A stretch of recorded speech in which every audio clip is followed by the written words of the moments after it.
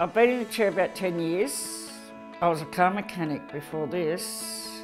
I went to work on the Friday, came home, had a shower, went to the club, did for the raffles, and ended up next morning, couldn't turn on a tap or hold a cake of soap.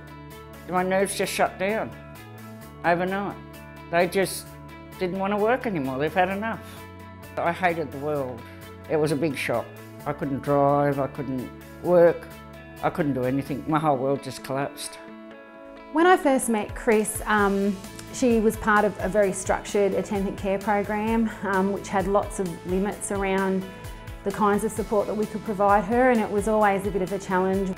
With the NDIS funding and the flexibility around that, she has been able to expand her experiences in the community, which was something that was very limited before.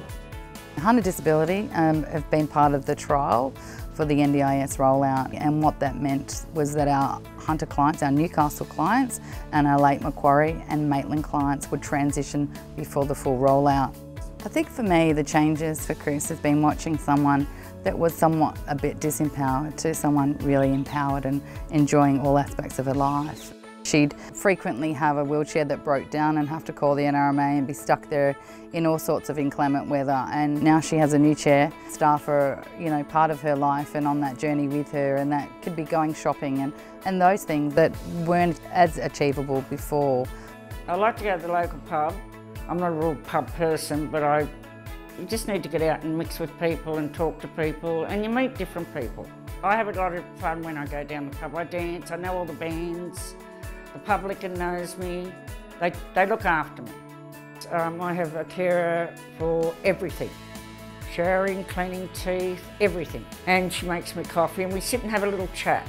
If I'm hungry enough, she'll cook me something to eat. If I'm not, she'll make me a sandwich. Whatever I want, she'll do for me. They're not carers, they're friends. Oh, they are friends, yeah. Thanks to Life Without Barriers, I've been to Perth, and that was a forum for NDIS. I've been to a forum in Sydney. We're going to Wollongong, but we've been to Rockhampton. Speaking at conferences isn't part of Chris's NDIS package, but because she was one of the very first people that went through the process, and we were one of the first agencies that went through that process, her experience was really valid for other people to hear.